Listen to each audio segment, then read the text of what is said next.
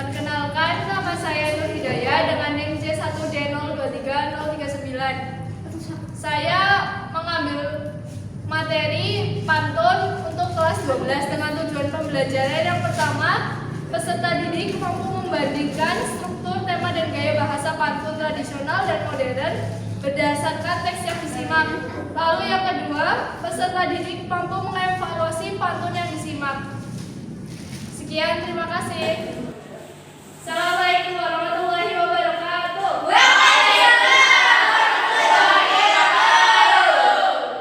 Bagaimana kabarnya semuanya?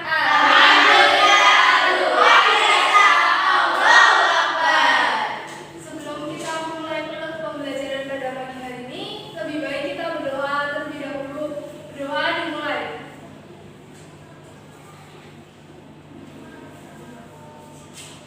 Doa selesai.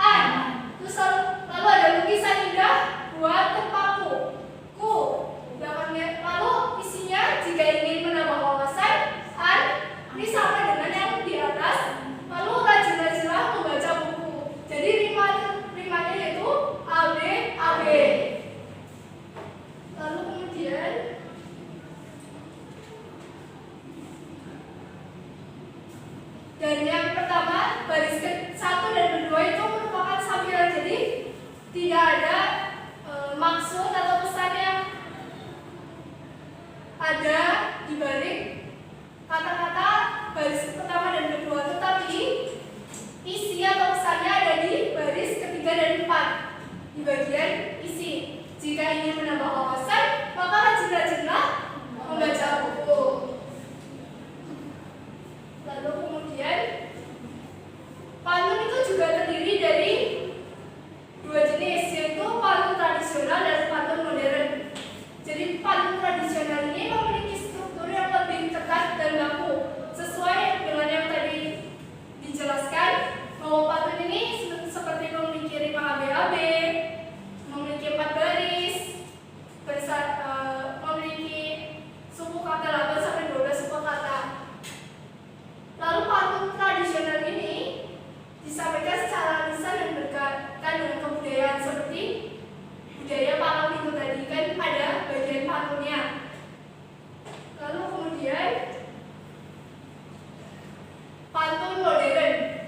Pantun modern ini lebih bebas dan seringkali tidak terikat dengan aturan-aturan yang tadi, sering di luar aturan tersebut.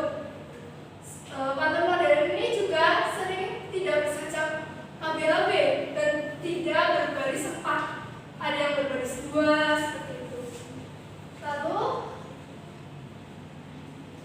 nah ini ada contoh pantun modern, mungkin kalian familiar ya, di internet mungkin sudah sering mendengar dan menyimaknya. Ada yang mau membacakan contoh pantun modern ini? Rizka boleh. Yo, Rizka, tidak apa-apa. Guru ikan lele. Jangan lupa semangat ya, Le. Ini salah satu contoh pantun modern. Bisa dilihat hanya ada 2 baris dan sajanya AA ya, bukan ABAB. Lalu kemudian ada gaya bahasa. Jadi pantun tradisional memiliki bahasa yang lebih puitis, klasik, dan penuh kiasan. Lalu pemilihan kata lebih sopan, indah, dan syarat akan nilai adat. Lalu kemudian